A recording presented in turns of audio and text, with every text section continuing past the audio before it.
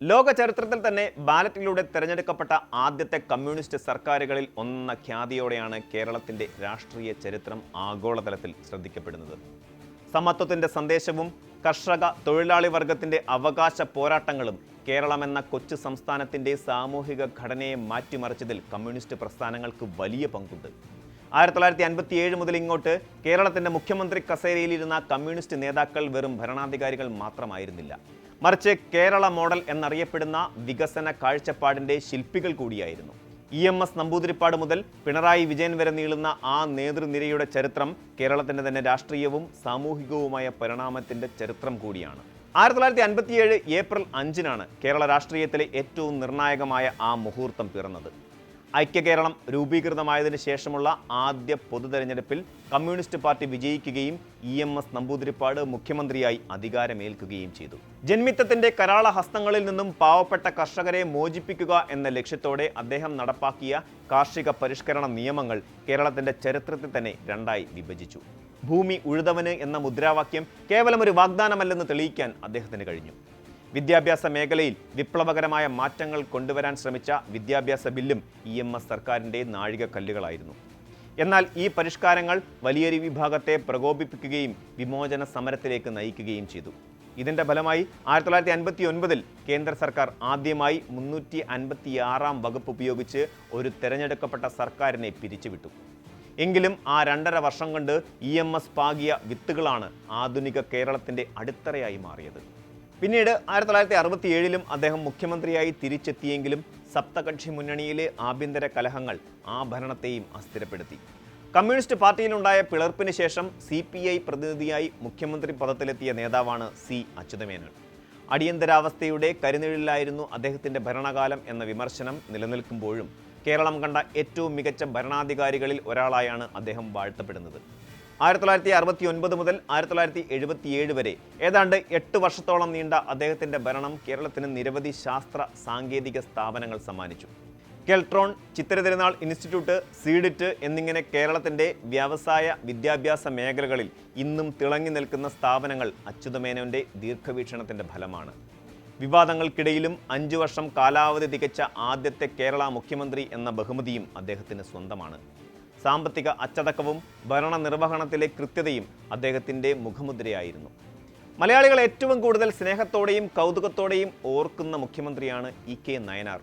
ഏറ്റവും കൂടുതൽ കാലം കേരളത്തിൻ്റെ മുഖ്യമന്ത്രിയായിരുന്ന വ്യക്തി എന്ന റെക്കോർഡ് ഇന്നും അദ്ദേഹത്തിൻ്റെ പേരിലാണ്. 1980, 81, 1987, 91, 96, 2001 എന്നിങ്ങനെ 3 വ്യത്യസ്ത കാലയളവുകളിലായി അദ്ദേഹം കേരളത്തെ നയിച്ചു. നയനാരുടെ ഭരണകാലത്താണ് കേരളത്തിൽ വികേന്ദ്രീകരണ ആസൂത്രണം അഥവാ ജനകീയാസൂത്രണം എന്ന വിപ്ലവകരമായ പദ്ധതി നടപ്പിലാക്കിയത്. അധികാരത്തെ ജനങ്ങളിലേക്ക് എത്തിക്കുക എന്ന കമ്മ്യൂണിസ്റ്റ് കാഴ്ചപ്പാട് പ്രായോഗികമായി നടപ്പിലാക്കാൻ അദ്ദേഹത്തിന് കഴിഞ്ഞു. അദ്ദേഹത്തിൻ്റെ നർമ്മം കലർന്ന സംസാരവും സാധാരണക്കാരോടുള്ള പെരുമാറ്റവും കമ്മ്യൂണിസ്റ്റ് പ്രസ്ഥാനത്തിന് വലിയൊരു ജനപിന്തുണ നേടിക്കൊടുത്തു.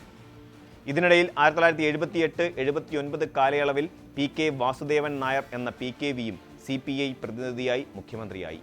കമ്മ്യൂണിസ്റ്റ് ഐക്യം എന്ന വലിയ ലക്ഷ്യത്തിനു വേണ്ടി സ്വന്തം പദവി രാജിവെച്ച അദ്ദേഹത്തിൻ്റെ നടപടി രാഷ്ട്രീയ ധാർമ്മികതയുടെ ഉത്തമ ഉദാഹരണമായി ഇന്നും ചരിത്രത്തിൽ രേഖപ്പെട്ടിരിക്കുന്നു. 2006 മുതൽ 2011 വരെയുള്ള കാലഘട്ടം കേരള രാഷ്ട്രീയത്തിൽ VS അച്യുതാനന്ദൻ എന്ന ഒറ്റപ്പേരിൽ കേന്ദ്രീകൃതമായിരുന്നു. അഴിമതിക്കെതിരായ പോരാട്ടവും പരിസ്ഥിതി സംരക്ഷണവും തൻ്റെ രാഷ്ട്രീയ അജണ്ടയാക്കി മാറ്റിയ നേതാവാണ് അദ്ദേഹം.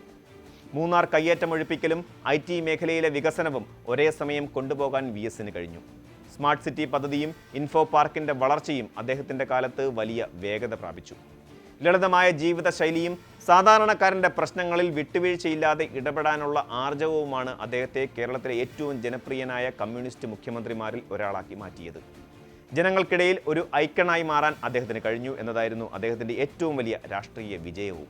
നിപ്പ വൈറസ് ബാധ, മഹാപ്രളയം, കോവിഡ് മഹാമാരി എന്നിങ്ങനെ സമാനതകളില്ലാത്ത പ്രതിസന്ധികളെ കേരളം നേരിട്ടപ്പോൾ ഒരു നായകൻ്റെ കരുത്തോടെ നാടിനെ നയിച്ചു എന്നതാണ് പിണറായി വിജയൻ്റെ ഖ്യാതി. കേരള മോഡൽ എന്ന വികസന ഗതിയെ ലോകത്തിന് മുന്നിൽ ഒരിക്കൽ കൂടി അടയാളപ്പെടുത്താൻ അദ്ദേഹത്തിന് കഴിഞ്ഞു. കിഫ്ബി വഴി നടപ്പിലാക്കിയ അടിസ്ഥാന സൗകര്യ വികസന പദ്ധതികൾ കേരളത്തിൻ്റെ മുഖച്ഛായ തന്നെ മാറ്റിമറിച്ചു. 2021 നിയമസഭാ തെരഞ്ഞെടുപ്പിൽ വീണ്ടും അധികാരത്തിലെത്തിയതോടെ കേരളത്തിൽ ഒരു കമ്മ്യൂണിസ്റ്റ് മുഖ്യമന്ത്രി ആദ്യമായി ഭരണത്തുടർച്ച നേടുന്ന കാഴ്ചയ്ക്കും നാം സാക്ഷ്യം വഹിച്ചു. കണിശതയാർന്ന ഭരണശൈലിയും തീരുമാനങ്ങൾ നടപ്പിലാക്കുന്നതിലെ വേഗതയുമാണ് അദ്ദേഹത്തെ വേറിട്ട് നിർത്തുന്നത്. EMS നമ്പൂതിരിപ്പാട് എന്ന ദാർശനികനിൽ നിന്ന് തുടങ്ങി പിണറായി വിജയൻ എന്ന സംഘാടകനിൽ എത്തി നിൽക്കുന്ന കേരളത്തിലെ കമ്മ്യൂണിസ്റ്റ് മുഖ്യമന്ത്രിമാരുടെ ചരിത്രം കേവലം അധികാരത്തിൻ്റെ മാത്രം കഥയല്ല.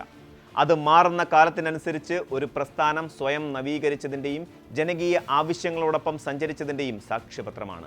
ഭൂപരിഷ്കരണം, സാക്ഷരതാ പ്രസ്ഥാനം, ജനകീയ ആസൂത്രണം, പൊതുജനാരോഗ്യ സംവിധാനങ്ങളുടെ ശാക്തീകരണം എന്നിങ്ങനെ കേരളം നേടിയ ഓരോ നേട്ടത്തിന് പിന്നിലും ഈ കമ്മ്യൂണിസ്റ്റ് ഭരണാധികാരികളുടെ കയ്യൊപ്പുണ്ട്. വിവാദങ്ങളും വിയോജിപ്പുകളും സ്വാഭാവികമായും ഉണ്ടെങ്കിലും കേരളം ഇന്നും ലോകത്തിന് മുന്നിൽ ഒരു വികസിത സമൂഹമായി തലയുയർത്തി നിൽക്കുന്നതിൽ ഈ വിപ്ലവ നേതാക്കൾ പാകിയ വിത്തുകൾക്ക് വലിയ പങ്കുണ്ട്. ഒരു ജനതയുടെ സ്വപ്നങ്ങളും പോരാട്ടങ്ങളും എങ്ങനെ ഭരണപരമായ നേട്ടങ്ങളായി മാറ്റാം എന്നതിൻ്റെ ഉത്തമ ഉദാഹരണമാണ് കേരളത്തിലെ കമ്മ്യൂണിസ്റ്റ് ഭരണകാലഘട്ടങ്ങൾ. വരും തലമുറകൾക്ക് ഈ ചരിത്രം കേവലം രാഷ്ട്രീയ പാഠങ്ങൾ മാത്രമല്ല, ഒരു നാടിൻ്റെ ഉയർത്തെഴുന്നേൽപ്പിൻ്റെയും ആത്മവിശ്വാസത്തിൻ്റെയും കഥ കൂടിയാണ് നൽകുന്നത്. ഓരോ മുഖ്യമന്ത്രിയും ഓരോ കാലഘട്ടത്തിൻ്റെ പ്രതിനിധികൾ ആയിരുന്നുവെങ്കിലും അവരുടെ ലക്ഷ്യം സമത്വസുന്ദരമായ ഒരു കേരളം എന്നതായിരുന്നു എന്നത് തർക്കമില്ലാത്ത കാര്യമാണ്. കൂടുതൽ വാർത്തകൾക്ക് news 18 Keralam YouTube channel subscribe ചെയ്യുക.